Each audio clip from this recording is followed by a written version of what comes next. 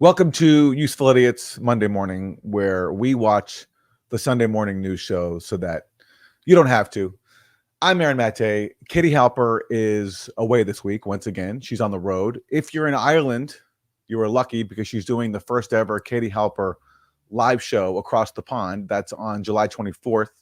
We'll add a link to that in the show notes for this episode. So joining us today in Katie's place is once again my brother, Daniel Maté. Let's bring him in. Good Monday morning, Daniel. Good Monday morning to you, Aaron. How are you? I'm good. Now, Dan, you are the co-host of the podcast Bad Hasbara. Yep. The co-author of the book, The Myth of Normal. And very pleased to have you back for another edition, a very special edition of not just Monday morning, but Maté morning. Maté morning. It's and more. This week puts the U in morning. I got to tell you, not you, but the letter U, because we got some sad news. We're gonna have to say goodbye to a real one. I do have to say contractually, I'm obligated to insist that you refer to me as the co-host of the most moral podcast, Bad Hasbara. There's been some controversy. Yes. I sometimes put myself as the most moral Maté. I'm going to leave that up to interpretation as to whether or not I'm actually claiming to be more moral than you, or rather just I'm most moral and I'm a Maté. Well, I don't know how you feel about that. I should have consulted with you. I'm agnostic, but just as Israel is the most moral country in the world, you are the co-host of indeed the most moral podcast. That's right. Yes.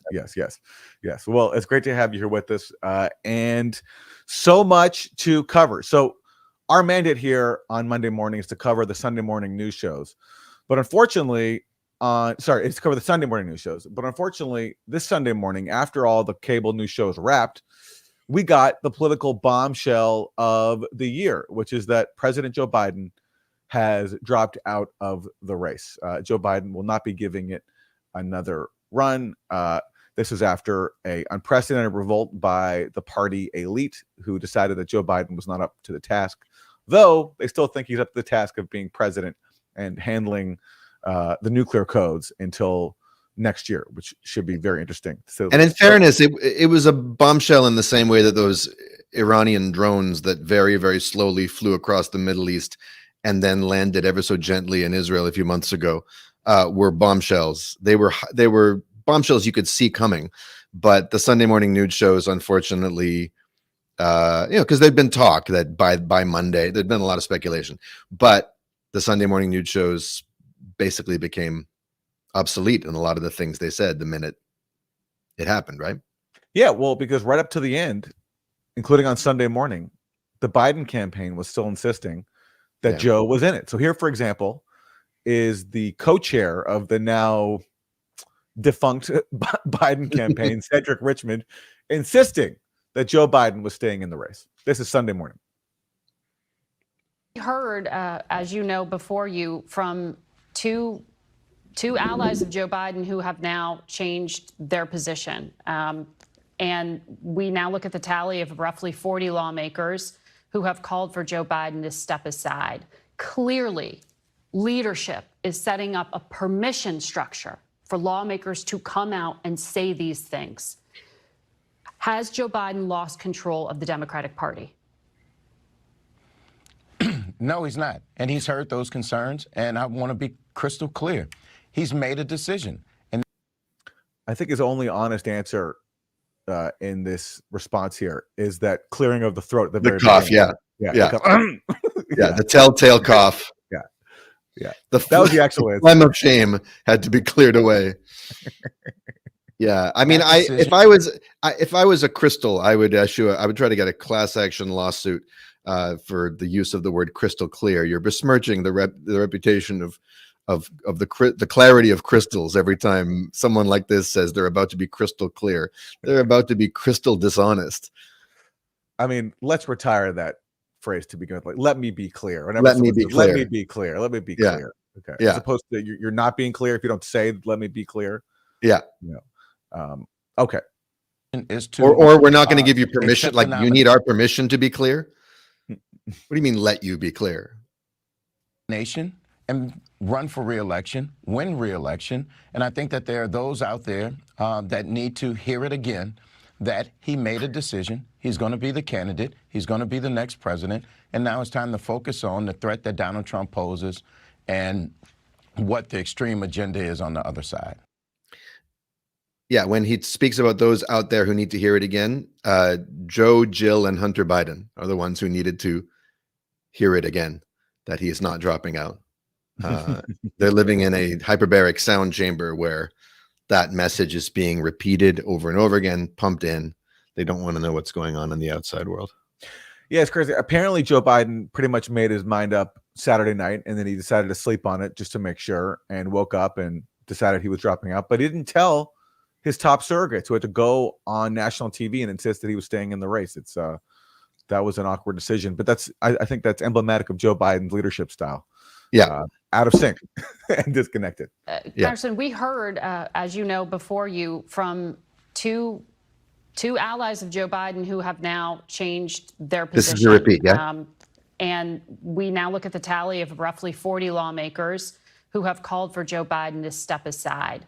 Clearly, leadership is setting up a permission structure for lawmakers. Oh, I don't know why. Okay, that replayed. All right. Well, we can move on. The point is, up until the last minute, Joe Biden's campaign was insisting that he was in it. But then we got the bombshell that actually he's not. And Joe Biden, not in a video, but in a tweet, announced that he was exiting the race. With like a digital signature, right? Yeah. The first president to not run for nomination since LBJ. And this is the news shared by Nora O'Donnell. Biden announced he is ending his re-election bid. It happened at exactly 1:46 p.m. Eastern time. The president writing in a statement that it has been the greatest honor of my life to serve as your president. And while it has been my intention to seek re-election, I believe it is in the best interest of my party and the country for me to stand down and to focus solely on fulfilling my duties as president for the remainder of my term. And then in a separate social media post, the president endorsed his vice president, Kamala Harris, to replace him as the party's standard bearer ahead of its national convention. That Democratic convention begins August 19th in Chicago. And we should note that President Biden is the first president since Lyndon Johnson in 1968 to decline to seek a second term. And in fact, no sitting president has dropped out of a race so late in the election cycle in American history. Well, Yeah, you the know, emphasis how far we've come, because LBJ dropped out in 1968, in large part because of a revolt over his handling of the Vietnam War, which was not only killing millions of Vietnamese, but also tens of thousands of Americans. Biden drops out not because he's presiding over a mass murder campaign in Gaza and also fueling a horrible proxy war in Ukraine that has also killed hundreds of thousands of people. But because the leadership of his party revolted, especially the people who fund him, and decided he just wasn't up to the task anymore. So that's a sign of how, you know, we've not made very much progress in so much time, that it's not mass murder that gets a president to stand down, but simply an intra-elite feud, and the people funding him deciding he wasn't worth the investment anymore. It's not mass murder, nor is it mass tumult, mass upheaval, mass uprising. It wasn't just I mean, there's a lot of social media chattering about Joe Biden's age, but no one's out on the streets protesting about it. Instead of the country up in arms and the populace and the, saying this policy is upsetting to us, you have to have the elites looking down at the populace, at the rabble, and saying they're out of control. We can't win their votes this year. And someone like George Clooney comes in and, lends his handsome, chiseled features to the battle, and Barack Obama behind the scenes. It's very different than responding to the will of the people. I think it may seem like the same thing, but I think it's quite different than responding to poll numbers, if you know what I'm saying. Well, there was an element of polling here that did play a factor. Like, apparently, according to Politico, Nancy Pelosi did go to the White House and basically threaten them and say that if you don't drop out, we're going to do this the hard way. And that included releasing internal polling that painted an even bleaker picture than was publicly known, because Biden was just doing so badly. But yes, But that's what I'm saying, though. yeah. In this case, it's all about polling and market research and the analysis coming from elites. Back in 1968, there's a sense of from the ground up. That's right. That's true. Not just being over this candidate, but being furious and demanding Mm-hmm. that the government change course in very substantive ways, having to do with the governance of the country and of foreign policy. Absolutely. Yeah. And when there was a revolt just recently on college campuses, the entire elite joined hands to basically demonize the protesters, get them arrested, get them expelled from school. And that was tamped down, especially because the college semester ended. And Biden was facing, I think, the prospect of a huge protest at the DNC next month. In Chicago, just like in 1968. There we go. Okay. Well, for a different take on who Joe Biden was and what his withdrawal means, let's turn to MSNBC's Rachel Maddow. Yeah, speaking of withdrawal, this person's about to, we're going to have some withdrawal symptoms coming from her camp. I mean, this is history writ large. We'll all remember where we were and what we were doing at this moment. And just thinking about the president right now. I was in a group fitness class, actually. And the instructor said, he said, breaking news, Joe Biden has dropped out. A lot of people groaned. They were upset. That's where I was. It's not hard for Rachel Maddow to remember where she was. She's always sitting at that desk saying the same thing. She doesn't leave. She lives there. Now, what a man, what a patriot. Yeah. So what an act of selfless devotion to your country. And he, how do I put this? What a man, what a mighty, mighty good man. Our president, he gives real love. That's why we call him Killer. He's not a wham bam. Thank you, ma'am. He is, for lack of a better word, a thriller. What a man. Is that Salt and Pepper that you're quoting there? Yeah. Very good. With En Vogue. Okay. Yes. Okay. Well, I love this from Rachel Maddow. Yes, Biden is a selfless patriot. Okay. The guy who shunned all calls for him to drop out, resisted everybody revolting against him. Finally, after being told by Nancy Pelosi that she was going to go nuclear on him and make this public, and after losing every last shred of elite support, then he finally drops out. He's not being selfless. There's nothing selfless here. He's being practical. He wants to preserve what's left of his legacy, and he realized that there was no path for it. And so, but all of a sudden, and he was insisting up until the last second that he was staying in the race, and he was lashing out at people who were telling him to do otherwise. So it's a hard sell to make us believe that all of a sudden he did this to put his country first. He got beat. He got beat, not fair and not square, but he got beat. They got him. He got, and that's it. And even someone like him is, knows when he's defeated. He has been a phenomenal president. He brought us back from COVID. Kurt Metzger has a joke that actually what brought us back from COVID is Vladimir Putin. As soon as Vladimir Putin invaded Ukraine, everyone kind of just forgot about COVID. COVID was over. Yeah. Now Biden can't take credit for that because he's largely responsible, I think, for Putin invading Ukraine. Although Putin has a responsibility, but Biden certainly provoked it and did his best to prolong it. So in that respect, I guess everyone got that NATO Zeneca vaccine.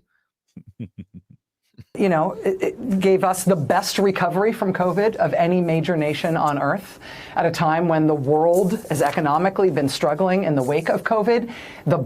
I don't think that's true. I'm not an economics man. I just don't think that's true. But look around. This country does not look recovered if you just look at the state of infrastructure, the amount of people who are unhoused, lacking healthcare, all those things. I'm gonna admit something. I don't understand economic indicators. When people say the economy is strong, I literally don't know what that means. Yeah, fair enough. Yeah. Biden economy is literally the envy of the world. Literally? Literally the envy of the world. The world literally documented it. The world said, yes, we envy the Biden economy. That's literal. Yes. Do you know how Yes. many marriages have broken up all over the world because one partner was envious of Biden's economic policy? Yeah.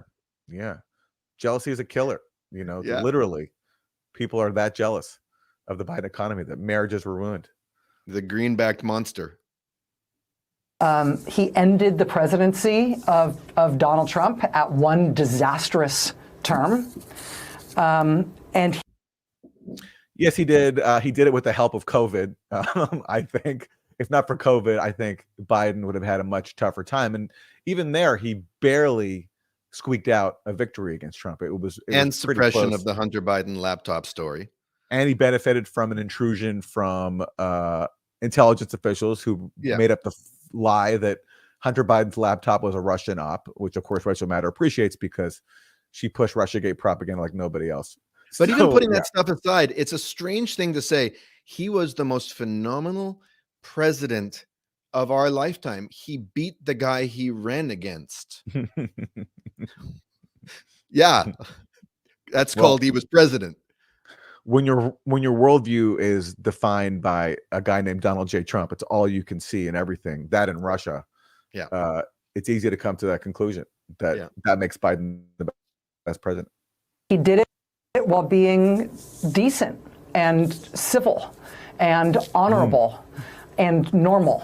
That's and the one occasionally thing about boring at a time when boring was absolutely what we needed. And yes, he was so decent, especially when he claimed to have seen photos of Israeli victims that don't exist and funneled billions of dollars worth of U.S. weaponry to Israel to commit mass murder in Gaza. I mean, it's incredible that they can call this guy decent. When he did this, not only during his presidency, presiding over mass murder in Gaza, but his whole career has been just as an unhinged warmonger. He's also people forget he's the main author of the so-called crime bill that heralded a whole new era of mass incarceration. The whitewashing here. This is, like when Ronald Reagan died, he was presented. It was basically like Stalin-esque the way he was worshipped by the media. And I think we're gonna get, especially now that he's done the bidding of the party elite and dropped out, I think we're gonna really see that hit overdrive now. I was going to ask you, why are we watching North Korean news footage? But then I realized it was actually Rachel Maddow paying her respects to her dear leader. I mean, he's decent. The guy has a mean streak that's just been mellowed by age and papered over by personal mythos and narrative. The guy's a mean dude. You go back and look at his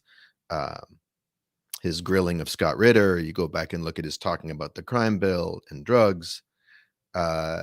Drug users, his pressing Menachem Begin on, or was it Ariel Sharon? I think it was Begin, on why he wasn't slaughtering more women and children in Lebanon. Yeah. And as for he was, the thing that the adjective that Rachel Maddow is the most grateful for, which is normal. I wonder if people can see just over Aaron's head.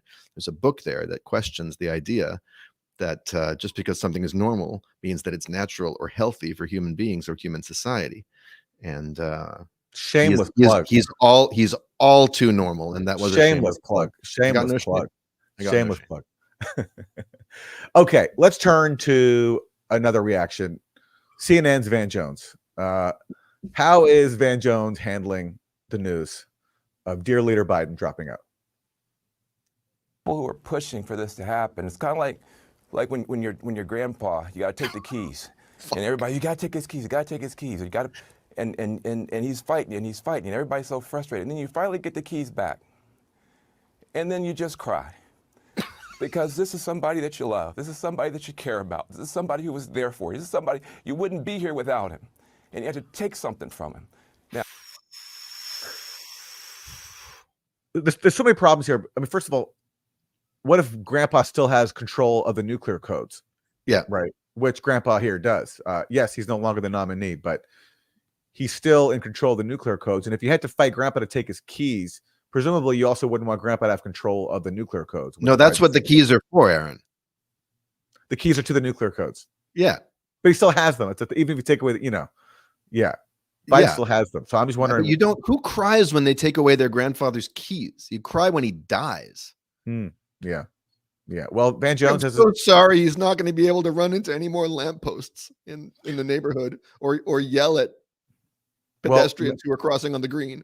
Well, Van Jones is showing us that what it's like to have a heart. That maybe we can't access the portals of emotion that Van Jones can access, as he's showing us here by breaking down on national TV over Joe Biden not seeking the nomination. Absolutely. He's interrogating the toxic masculinity of most pundits who just come in with the cold rational. He's bringing that soft, tender-hearted, absolute craven sellout. If you go look at his student radical footage of him, decades ago, talking about U.S. imperialism and all kinds of stuff, you might think that young man has a future in anti-establishment politics. Well, here's where he ended up. Now, this is not, look, politics is politics, but this is a human moment for one of the great humans in America. This is a huge moment for him, for his family, for all of us who love him, for all of us who wanted him to get across the finish line. But if you're a young person watching this is leadership. This is patriotism. This is what it means to put the country first and put the party first. Do you hear that, young people? You can learn from this. When you sell out your whole life and become a tool of the establishment and do their bidding and, lock millions of young black people up in prison and push through funding for wars that kill millions of people around the world, you can learn that when your handlers tell you it's time to go, you can stand down too and make way for someone else to pursue the exact same policies. But you can also wait way too long to do so and throw everyone into a scramble. Although we'll probably talk about this later. I think it's arguable that in some ways the timing of this might even help the Democrats, given how the Republicans are freaking out. You don't get the sense that they're licking their lips at what they're left with now. I think there's something about Kamala that freaks them out. I'm just the sense I'm getting, but that's a separate topic. Well, the timing's interesting because the timing did help avoid, or it thwarted an actual competitive Democratic primary where you could have had people challenging Biden. That's true. Making their case directly to voters. In this case, the Democratic Party said, we're not going to have a primary. Biden's a nominee. And then once that's done with, once that's subverted, they say, actually, you know what? He's going to drop out and we're going to put Kamala in to replace him. So the timing did work. But listen, I'm also not writing off Kamala. People forget that Trump is a terrible candidate. He can no longer pretend that he's going to drain the swamp because he is the swamp and he enlarged it. And we saw, so much has happened in the last week, including him almost being assassinated. But when he gave that speech at the RNC, I don't know if you watched it, but it was one of the worst speeches I've ever seen. It was incoherent, rambling, and that's Trump. That's who he is. He was handed a political gift of surviving an assassination attempt and also running against Joe Biden, a terrible candidate. And Trump, rather than just doing his job of going out there looking humble and accepting the nomination, gave a rant for over an hour that will remind people who he is. So I'm not going to count out Kamala Harris, and I do think certainly she has a better shot than Joe Biden. She now does, and her polling numbers were better before he dropped out. But there's also, Joe Biden made Donald Trump look youthful. Yeah. With Biden gone, Trump's age really shows, and he's less sharp than he was 4 years ago, certainly less sharp than he was 8 years ago. He's softer. He's more, what can I say, enamored with his own ego myth, I think, having been in power and then been dethroned and then almost assassinated. And I also think that his nastiness and for lack of a better word, the way that Republicans some of them are going to be unable not to be #triggered by Kamala's identity. And I'm not an identity guy. I don't give two shits that she's a black woman, but or at least I care much more about what she's actually going to do or not do. But I do think that Trump could very uncouthly step in it if Yeah. he's not careful, or Vance could, or someone else could, and just show themselves to be dumb and mean and disingenuous in ways that will actually turn people off. Because I think there's some people who are soft Trump supporters who might actually feel some kind of sympathy for her if their Yeah. nasty side comes out. There were a lot of Trump voters who previously voted for Obama, and That's right. they turned away from the Democrats because they saw Democrats as selling out their promises of being there for working people. And Trump was talking about taking on the establishment, draining the swamp. And so they were like, yeah, why not? Give him a shot. But now they've had 4 years of Trump being in office where he didn't do that. His biggest accomplishment was a tax cut that benefited the ultra wealthy. He's already talking now about cutting taxes for corporations even more. If she's smart, she'll play on that. Yeah, absolutely. We'll see if Democrats can capitalize on that. I somehow doubt it after so many years of the neoliberal consensus just being hammered in by any means necessary. But we'll see. All right, so we saw Van Jones. We saw like the tears, welling up a little bit with Van Jones, but we need a full emotion here. We need to go full, like all the way here. So let's turn to another Biden ally, Senator Chris Coons, and how he handled the news of Joe Biden from his state of Delaware dropping out. American politics. Give us a candid assessment of what this has really been like for him. Bob, as you say, Joe Biden is grounded. He's grounded in his faith, in his family, and in our state. I'll say he's grounded. He's been sent to his room. In the basement. Yeah. Excuse me. I'm sorry. This was a very difficult decision, and one that I think reflects the very best of who Joe Biden is. Okay. Personally, having had a interaction in real life with this guy, with you guys cried together on the train, right? About the dead children in Gaza? Yeah, well, he cried over me asking him about the dead children of Gaza and got me kicked off the train. So he'll tear up over Joe Biden dropping out of the race, but he won't tear up over his weaponry, his government's weaponry being used to murder thousands of people, tens of thousands of people in Gaza, including children. And he'll even have me kicked off the train for asking him about it. I mean, I'm a little offended here by this, and I question his priorities. This is what gets him to cry.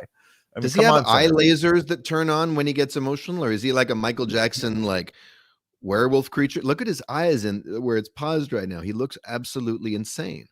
He does. And obviously, he's taking the news very hard. Well done. That's Wilson. Nice, Wilson. Thank you. Props. Very nice. Okay, a little bit more of Chris Coons. Someone who, as you put it, Bob, comes home because it's where his strength is. His strength is in his family. His strength is in our community. His strength is in his faith. And as he was going through the excruciating loss of his beloved son, Beau, it was in Rehoboth, in Wilmington, in prayer, and surrounded by all who have loved and supported him for decades in Delaware that he found strength. As he was finding his way through the tragic loss of his wife and daughter back in 1972 that began his career in the Senate, it was in Delaware, and it was in his faith that he. What do you mean? All right. So yes, he went home as opposed, like, this man, when his son died, he didn't go to the casino. He didn't go to the store for milk. He went home. And now that he's been fired, where does he go? The man goes home. Well, who cares? it's a very low bar. It's a very low bar for heaping praise on someone for going back to their beach vacation home, their manor. Actually, it's like they have a really nice estate, which he's bought from his wealth, which he's accrued by basically ripping off average people for his whole political career and doing the bidding of corporations. And again, yes, Biden has faced personal tragedy. He lost his wife and young daughter, and then he lost his son to cancer many years later. But again, how then does someone like that create so many orphans and widows in places like Gaza and do it so gleefully, and so enthusiastically as Joe Biden has done? The same way that a people that endured the Holocaust ends up creating a state in their name and becoming totally genocidal by not dealing with your pain in a healthy way, but instead channeling into power and attainment and domination of others and suppressing your feelings and a whole bunch of other psychological truisms. Well, you hear that, Senator Coons? That's what you should be crying about, okay? Not the fact that Joe Biden went back to his vacation home to listen to party elites and drop out of the race. Or rather, Chris Coons, you should be crying about the fact that your own father wasn't able to give you the attention you so desperately needed, and your mother wasn't able to protect you from his emotional hailstorms, I'm assuming. All right. You slated to Monday morning, where we psychoanalyze politicians so that so you don't they have don't to. have to. Yeah. Okay. All right. So the therapists don't have to. Okay. Let's turn to Congressmember Adam Schiff. He was previously livid when, remember that special counsel a few months ago put out that report saying that Biden was basically out of it, that he had declining cognitive abilities. Schiff was indignant when that happened, but when Joe Biden made it plain to the world that the special counsel was right, special counsel I believe that's his name, Schiff then joined the train of calling on Biden to drop out. And so today on the Today Show, start calling on Biden to drop out. Today on the Today Show, Schiff was asked to respond. He shifted. You are sufficiently concerned that you came out publicly and said he shouldn't run. How do you justify him serving as president right now if he doesn't have the competence to run? Well, my concern was whether he would be able to win, whether he'd be able to prosecute the case against Donald Trump. I have every confidence in his abilities as president and his ability to continue doing the remarkable job that he's doing. But I am very excited to throw my full support behind the vice president. So Adam Schiff, who, for example, embraced the scam that Hunter Biden's laptop was a product of Russia, along with every other Russia gate scam under the sun, did a lot to put Biden in place, ultimately walked away from him when he realized that the Biden was incoherent and was declining cognitively. But it is a good question. If you don't think he can campaign properly, how is it you think that he can preside over the world's most powerful country, including its nuclear arsenal? I do think it's a fair question. It depends why you think he can't campaign properly. If you think it's because of cognitive decline, then sure, it's contradictory. If you just think he's incredibly unpopular and has no mandate, well, then no problem. That's fine. Yeah. Oh, fair enough. I guess in the case of Biden, it's both. Yeah. He is in cognitive decline and he's losing all of his political support. And he's had record low disapproval ratings for several years now. Am I right about that? He said record high disapproval ratings. I mean, yeah, record high disapproval ratings. Yeah. He's not well. That never gets talked. I mean, especially since Gaza started. Yeah, it's true. He certainly was not very popular, and even before his debate performance, things were not looking very good for him. That's certainly true. All right. Let's turn to Senator Joe Manchin. Now, Senator Joe Manchin, rumors emerged after Joe Biden's announcement that Senator Joe Manchin was going to put his hat in the ring and run for president against Kamala. But he confirmed today that actually he is not going to be running. So here he is. Yes, now, Independent Senator Joe Manchin of West Virginia. Senator, thank you so much for coming on this morning. I would like to ask you, what would it take? What do you think is needed for the Democratic nominee to beat Donald Trump? There seems to be some conflicting news out there. Are you looking to challenge Kamala Harris for the nomination? No, I'm not intending to run for any political office, and I made that very clear. I'm retiring. But I'm going to be involved, and I like to have a voice, and I think I speak for the majority of Americans who are in the middle like me. 51% of us are registered to participate and vote, but we're independents. Only 23% of the base is a Democrat and 25% Republican. And unless you can talk and understand where we're coming from, we want to see all-inclusive. I was hoping that with the decision that President Biden made, that there would be a primary that we could find out where the cream of the crop of the new generation. And I was hoping for that, Mika. And you've had a few of them on, which I know, Roy Cooper, I got Andy Bashir, Josh and Shapiro and Gretchen and Mr. Pritzker and all these. These are all good people. It would have been great to see what their thoughts were. And I think it would have strengthened Kamala if she hadn't come out on top. She'd have been strengthened. Joe Biden came out of a very contentious primary, as you recall, in 2020, Mika. But when it finally came down to it, he was the only one that said, I can bring people together because I've done it for 35 years in the Senate. I know how to work on both sides. He was the centrist moderate. And guess what? So there we go.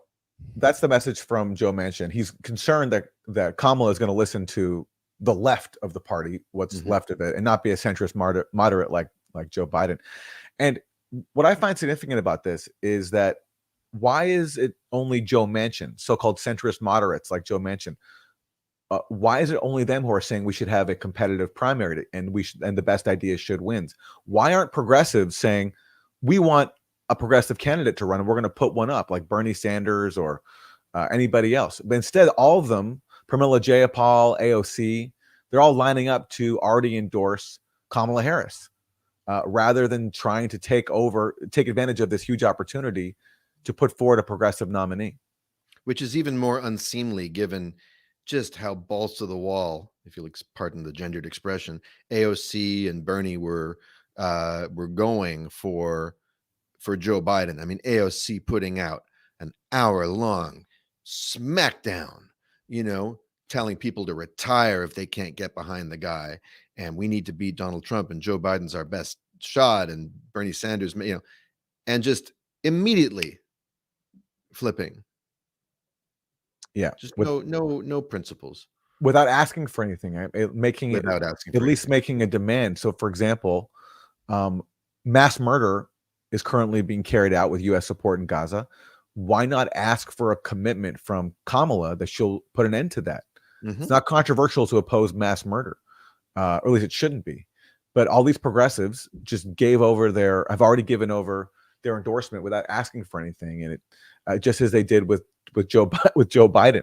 Well, Aaron, there's a reason for that. Okay, they have to do a kind of calculus, and politics is messy. Okay, how many Palestinians do we know for sure have died? 40,000, 50,000, something like that. Sure, the Lancet wants to speculate higher. Let's say it's 50,000, be on the generous side. Okay, do you know how many norms will be mass murdered by Donald Trump if he gets into office? How many Democratic norms? Norms, yes. Yeah. About like 51,000 at least. I've counted them like by hand. Yeah. And it's at least 51,000, if not 51,500. So you just got to weigh these things. I mean, who will speak for the norms? Everyone's speaking for Gaza's babies and children in the rubble, but who's speaking for the norms? Well, and that's literally the argument, because they're saying that we have to endorse whoever challenges Trump, because if we don't, he'll end our democracy. Even though, of course, Trump didn't do that in his first 4 years. He just governed like a traditional Republican who enriched the elite and tore up arms control treaties. That's the threat that Trump poses. But because of Trump and who he is, and because of the mania that's been created around him, we have to pretend as if he's going to end our democracy. When again, his best effort to undermine democracy was this hackneyed Stop the Steal campaign, which didn't get far because it was so ridiculous, and it resulted in a 3-hour riot that was easily put down once they got some security, which they didn't have on Capitol Hill. But that's the message we're going to keep getting from Democrats. That Trump is an existential threat. So therefore, we're not going to ask for anything from our neoliberal candidates because we have to stop Trump. Yeah. All right. Well, you mentioned, Daniel, that actually Republicans are not pleased about this because they really wanted to face Joe Biden, and why not? And that Kamala actually might be or will be a formidable opponent, or at least far more formidable than Joe Biden would have been. So here, for example, is former Trump aide Stephen Miller responding to the news. He's not happy about this. A primary.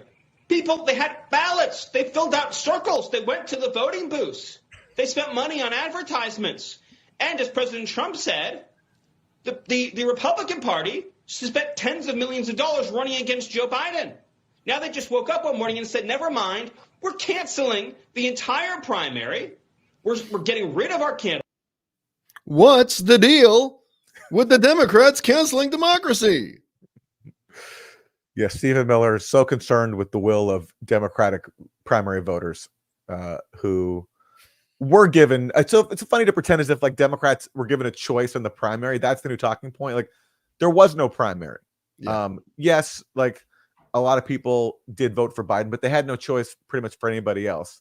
And according to polls, there were a lot of people saying that they wanted Joe Biden to step down. A majority of Democratic voters wanted Joe Biden to step down. So trying to pretend as if now this is like a subverting the will of the people, I don't think that's going to fly. Okay, well, listen, all this news about Biden has overshadowed the fact that there was a Republican convention last week, and that came on the heels of Donald Trump almost losing his life within, an inch or less of losing his life from an assassin's bullets. And Trump also announced that J.D. Vance would be his vice presidential nominee. And that's an interesting story in itself because J.D. Vance has opposed funding for the proxy war in Ukraine. He's talked about making a peace deal with Russia, although his exact stance of what that would look like is a little bit vague. But even the talk of not pursuing this proxy war to the fullest has alarmed neocon elites in both parties. And that includes a major faction of the Republican Party, where you have the traditional war hawks who don't want to make peace deals with Russia. They want to keep using Ukraine for a proxy war. And their only criticism of Joe Biden is that he hasn't waged the proxy war with enough aggression and force. So here, for example, one of those voices is Congressmember Mike Turner. He's the chair of the House Intelligence Committee. You are one of the strongest and most influential advocates in Congress for additional aid to Ukraine. You just went there. Yes. J.D. Vance, now the vice presidential candidate, is one of the most vocal opponents. Are you worried that he is going to be the last person in President Trump's ear if he wins? No, and vice presidents don't have significant impact on foreign policy. But the other aspect is that he certainly won't impact or change Donald Trump's foreign policy. Donald Trump was the first to provide lethal weapons to Ukraine, reversing the policy of the prior Obama administration that would not provide them lethal aid. Those were actually the weapons that were used when Russia first began to attack Kyiv. He's just yesterday, I think it was, had a phone call with Zelensky, and it was reported by both sides that it was very positive. In his heart, Donald Trump is a negotiator, and he sees this as an opportunity to end this war. And this war does need ended.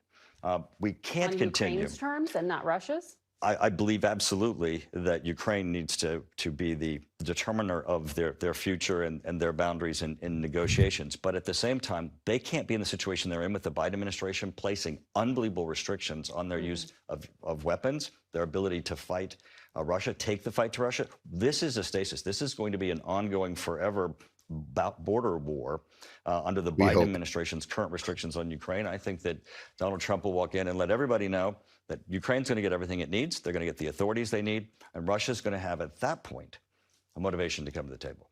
Russia. Okay, yeah. So let's take the Biden strategy of flooding Ukraine with weapons and blocking a peace deal.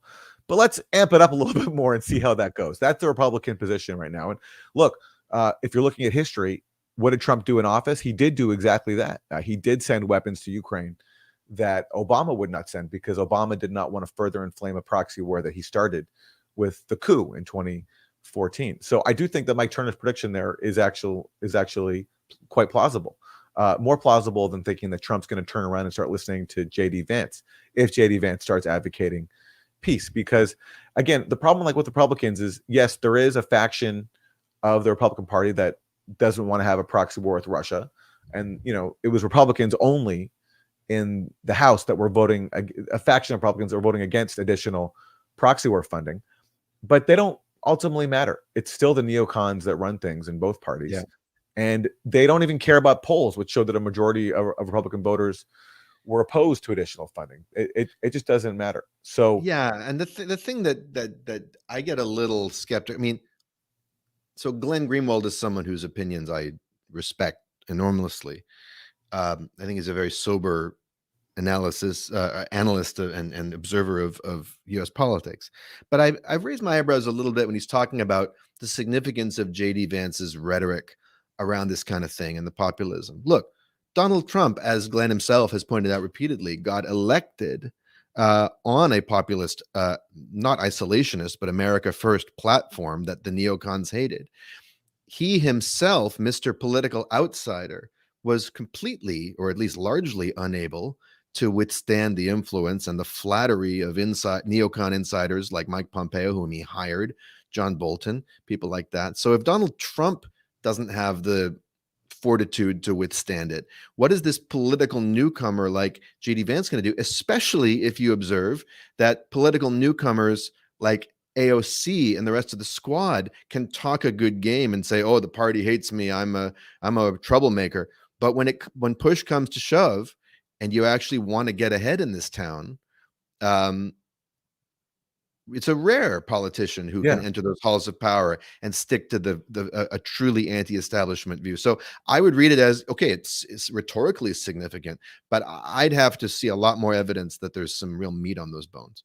Well, exactly. And this, transcends both parties because there's no real grassroots infrastructure. And to the extent there is one, it always gets dismantled. So, for example, Obama had his grassroots operation, which he immediately dismantled after he won. Bernie Sanders kind of did the similar thing. He had Our Revolution. What happened to that? So when you have no organizing force that can mobilize people to push you toward the policies that you're trying to get through that actually help people as opposed to help warmongers and elites, when you dismantle an infrastructure, you're not going to have any force to do that. And Republicans, who are even more devoted to the ultra wealthy than Democrats are, which is a low bar, but still they are, they're not going to have grassroots organizing going on to, like, say, oppose the proxy war in Ukraine. So in that situation, what's going to happen? Who's Donald Trump going to listen to? The same people he did in his first term. So I don't want to sort of completely discount the importance of having a vice presidential candidate like J.D. Vance talking about getting along with Russia and not having a proxy war. I think that's important. It's better, especially if he pushes the Democrats to improve on what they intend to do. I mean, yeah. Well, good luck with that. Yeah, good luck with that. Okay, let's turn to Speaker Mike Johnson, speaking on the same topic. Mr. Speaker, Ukraine. He says he could end that war in one day. How could he do that? Well, I have a lot of confidence in President Trump being able to end that conflict because he will project strength. We maintain peace through strength. We have not had that in the 3.5 years of the Biden administration. It's been exactly the opposite, and that is why our adversaries are acting so provocatively. Okay, but peace through strength, that may be what you believe in, but how could he end that war in one day? President Trump has the ability to pick up the phone call and make threats and demands of adversaries around the world that they pay attention to because they fear him in some ways. There's real value in that. I mean, think of it. He said it in his speech. Russia did not invade Ukraine. And Dale, I'm going to pull a page from your book here and quote Tupac. He says, my adversaries are getting worried, paranoid of getting buried. And that's what Mike Johnson's saying about U.S. adversaries around the world. They're paranoid of getting buried by Donald J. Trump. And that is going to be the way he brings peace because he's so scary. That's pretty much what he's saying here. Absolutely. That's about one of 150 Tupac lyrics that use the word adversaries. During his administration, we did not have the conflict in Israel, the war in Israel, as we have, because Iran has been empowered under Biden. We did not have China acting so provocatively as they are right now around the world. We've got hot wars around the globe. Our adversaries are nervous. We had the NATO there we go. Summit, 2 weeks ago in Washington, and I met with foreign leaders, heads of state from around the globe that are our adversaries, and they are deeply concerned about the instability that America is projecting on the world stage because of Joe Biden and his weak leadership. Mr. Speaker, when he says by the way that China's being provocative, he doesn't specify what he means, but I think he means that China's like building bridges and roads and places that we want to colonize ourselves. I think that's what he's talking about. I think it means that they're wearing skirts a little bit above the ankle. All right. Okay, let's turn to another sage voice of neocon wisdom, Robert Kagan. He is part part of the famed Kagan family, arch neocons. He's the husband of veteran neocon bureaucrat Victoria Nuland. And for some reason, despite him pushing things like the Iraq War and every other disastrous military intervention that the U.S. has conducted, he's still treated as a voice of wisdom on corporate TV. So, Aaron, before you throw to that, I wouldn't be fulfilling my guest host duties if I didn't encourage, in fact, shamingly admonished everyone to smash that like button, because Katie will never let me live it down if I don't insist on that. I also want to give a shout out to user or watcher Critical Mass for quoting one of my lyrics from the Bad Hasbara remix in the chat. I really appreciated that. All right, let's hear from this guy. Smash the like button, and let's hear the smooth sounds of Robert Kagan. America like it were a foreign country. Bob, here's what Donald Trump, the 45th president, Republican nominee, said last night at a rally in Michigan. But can you imagine President Xi, Putin, all of them? They're all smart, tough. They love their country, or they want to do well with their country, whatever it is, all ideology. But we have to have somebody that can protect us. And Orban was right. We have to have somebody that can protect us. Orban, as he said, is Orban, the Hungarian prime minister, problematic NATO ally who's, according to Mitch McConnell, invested China, NATO Russia, ally. and Iran. Sorry. He's a problematic NATO ally because he's the only one calling for negotiations with Russia and peace in Ukraine. Not because he's allied with the far right and is an anti-Semite? That's if he was pushing the NATO line on Ukraine, he definitely would not be seen as problematic. Yes. Yeah. They don't care about his domestic authoritarianism. They care that he's challenging U.S. authoritarianism when it comes to dominating Europe and calling for peace with Russia. That's why they don't like him. Yeah. What does that description of adversaries indicate to you? Well, Trump sort of, the people that we think of as our adversaries, Vladimir Putin, Xi Jinping, those are the people that Trump seems to feel most warmly toward. It's our allies that he is toughest on. And it always surprises me when people say that Donald Trump is tough, because in his record, both as president, but also in the way he talks about the future, it's clear that he intends to accommodate Vladimir Putin. He just recently made very disparaging comments about Taiwan, which send a clear signal to Xi Jinping about whether we might defend Taiwan or not. And so, yeah, Trump's disparaging comments about Taiwan is that he basically said that it's not our business, and that we're not going to go to war for Taiwan. So for Robert Kagan, whose identity is defined by warmongering, and who doesn't see Trump as a suitable steward of the global U.S. war machine, that means Trump is disparaging Taiwan by saying we're not going to go to war over it. Yeah. Yeah. I have to say, I try to watch my,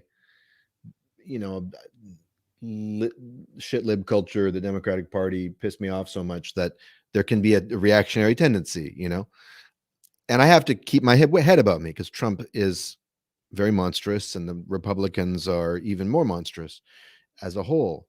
But when it comes to things like this, I actually just think this Kagan guy is just wrong. I think you do talk respectfully about your adversaries, and you criticize your friends when you're in terms of tactics. Now, I reject the entire framework of why NATO were friends and China's an adversary and all that. But even just on sort of art of war kind of grounds, it seems to me I get a much more secure feeling from a leader who can say, you know what, these people are rational beings who love their country, want to do right by it, or whatever. He says, whatever ideology. I thought that was quite cogent.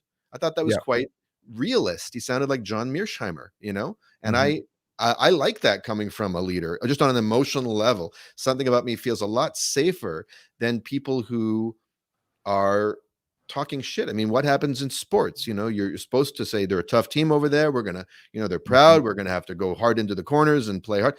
If you talk out of line and start shit talking the other team during the playoffs, your quote goes up in the locker room, and they use that as motivation.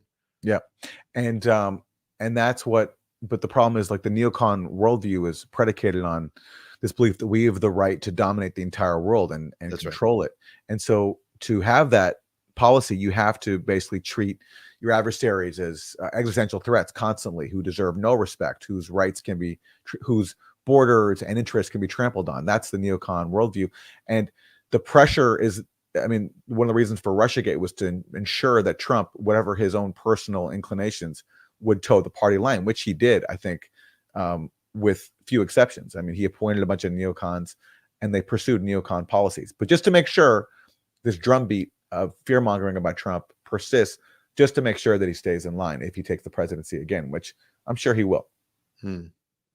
His basic approach to the truly tough guys in the world is that he backs down, is in retreat. And his choice of J.D. Vance as his vice president sends a very strong signal about how we're going to treat allies and how we're going to treat adversaries. Vance voted not only against Ukraine aid, but against Taiwan aid and also against Israel aid. And I think that is the real foreign policy that Donald Trump speaks for now. If only he would vote against, if only Trump would not authorize tens of billions of dollars to kill people in Gaza and Ukraine. That'd be wonderful. Unfortunately, I think it's not true. Sorry, I'm just a little mesmerized by Kagan swinging his little legs under the table at the end of that, like a kid at the table. We got some action in the chat. People debating who the best Maté is. Is it me? Is it Aaron? Is it Gabor? You're all wrong. It's our mom. End of discussion. Shout out to Ray Maté. Okay. Well, there also was this whole assassination attempt on Donald Trump. He almost lost his life. He would have had he not turned his head. It's extraordinary. And the Secret Service, first time he's ever turned the other cheek in his life, and it saved his life. The Secret Service is coming under fire because how did they allow this to happen? Well, Congressmember Mike Turner, the chair of the House Intelligence Committee, he has some thoughts on this, including calling for the director of the Secret Service, Kimberly Cheadle, to lose her job. Failures are just absolutely outrageous and incredible. You know, first you start asking the question, is this a failure of resources? Is this a failure of protocols or a failure of management? It appears that now we know that it's all three. That people on the ground at Trump's campaign who were involved with security had asked for additional resources. They had identified that there were gaps.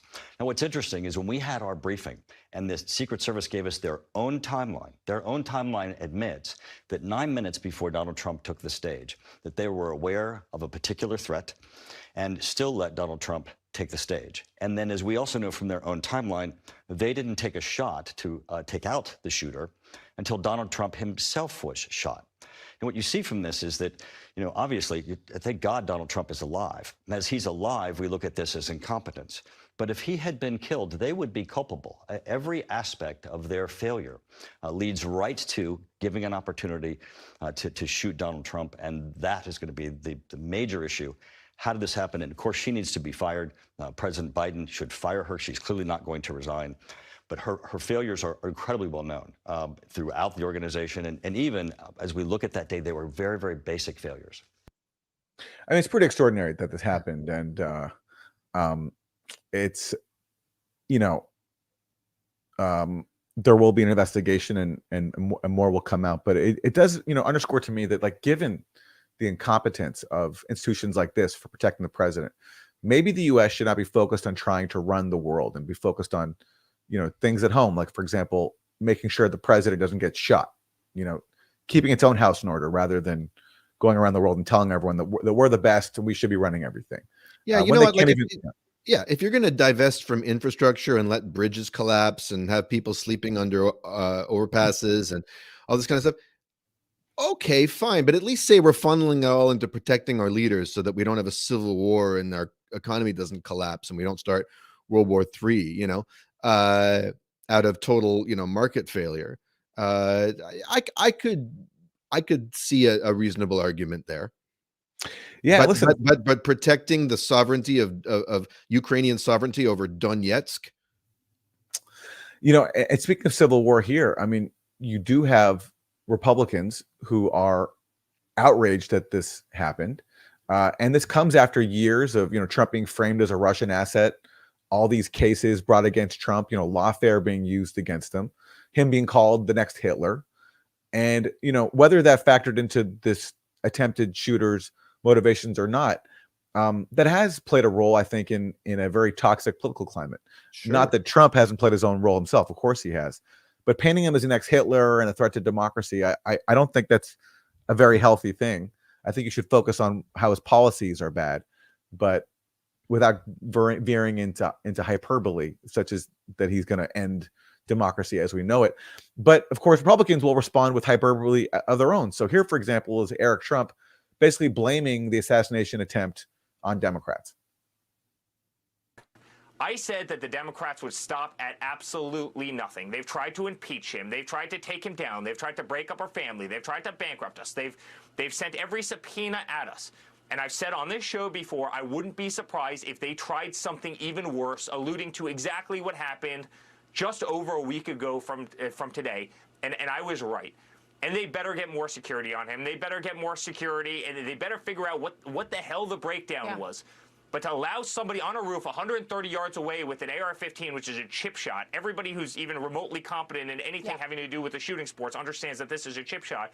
It's unacceptable, and it can never happen again. And I just, it's such an infuriating time. I almost lost my father that day, you know, with my kids on my lap watching. This cannot happen in the United States of America. It cannot happen, Maria. Not Just to be me. clear, you did Not ask to me. for more security. Exactly. That's the key point there. This cannot happen in the United States of America to me and my family, but it can happen to the families of school children who are murdered in school shootings with guns that people like Donald Trump make it very easy to purchase. Yeah. And I love how he used what I think is a golf metaphor to talk about how easy it is to shoot an AR-15, a chip shot. Mm-hmm. Yes. The Trumps, always relatable. Always relatable. Okay. Well, we're going to wrap. We wanted to close just by looking at Kamala Harris's record when it comes to, you know, I think the moral issue of our time, which is Israel's mass murder campaign in Gaza. You know, I don't think it could get worse than Joe Biden. I don't. So I think anyone who's not Joe Biden is an improvement. But does that mean that we can expect anything different from Kamala Harris? Well, this is a clip from November when Israel bombed a refugee camp in Gaza, and she was asked for her response. Madam Vice President, Israel bombed the densely populated Jabalia refugee camp in northern Gaza for the second time in 2 days yesterday. Has the Biden-Harris administration reached out to discuss with Israel the bombing of the camp? And do you and President Biden consider the camp a legitimate military target or as acceptable collateral damage in Israel's efforts to defeat Hamas? So let me start with this. I have seen, as you have, I'm sure, the images, the photographs of the loss of civilian life in Gaza, and it is heartbreaking. The injury and death to children. I have a friend who I talked with recently who has family in Gaza and has lost a number of the members of her family. How careless. She lost them? So let me start by saying that it is absolutely tragic when there is ever anywhere any loss of innocent life, of innocent civilians, of children. And there is no word that I can offer you that that justifies any other feeling in terms of the loss of that life. It's tragic. I just want to follow up specifically with the refugee camp. Do you think that that is a legitimate military target, that it's an acceptable? We are not telling Israel how it should conduct this war, and so I'm not going to speak to that. Erica? So that's what we can expect, I think, from Kamala Harris when it comes to Gaza. Word salads that pretend to show empathy for Palestinians and even invoking the fact that she is claims to have a Palestinian friend. When it comes down to policy, for example, will you condemn the bombing of a refugee camp? We're not going to tell Israel how to conduct this war. I don't expect anything differently from her should she become president. Yeah, except the crunch in that salad is not leafy greens. It's the bones of Palestinian children. All right. Well, as we wrap, we do want to give credit to Trump for one thing, because many moons ago, back in October 2020, Trump actually put out a very prescient tweet. This is what Trump said. Crazy Nancy Pelosi is looking at the 25th Amendment in order to replace Joe Biden with Kamala Harris. The Dems want that to happen fast because Sleepy Joe is out of it. So nearly 4 years later, Donald Trump's prophecy comes true. He really did call it. I need to hold on. I've got something here. Just give me a second. I just need to workshop this. Crazy Nancy followed me and she fired Sleepy Joe. You know, I got to take the load off Nancy. The weight. Yes. Yeah. Yes. Yeah. Well, the weight of Joe Biden's candidacy has been lifted from Democrats, and it's a new era. And we are here unburdened by what has come before. Unburdened, exactly, to quote Kamala Harris. All right, Daniel, thank you so much for filling in for Katie for another week. It was great to have you here once again. Anything you want to plug before we go? Yeah, always a pleasure. Just the world's most moral podcast, Bad Hasbara. We've had some amazing guests recently, including my esteemed co-host here, Aaron. We had Greg Stoker last week. We have some great guests coming up. And yeah, check us out over there. Recently released a original song remix to our theme song about all the bad stuff Hamas is responsible for. You got to check that out. And yeah, thanks for having me. Really, anytime, drop of a hat, you know I'll be here. We appreciate it. And we appreciate you, our audience, for tuning in. To support our show, go to usefulidiots.podcast.com. Also, check the show notes if you're in Ireland to see Katie Halper live on July 24th. Thanks for watching Monday Morning. We'll see you next time.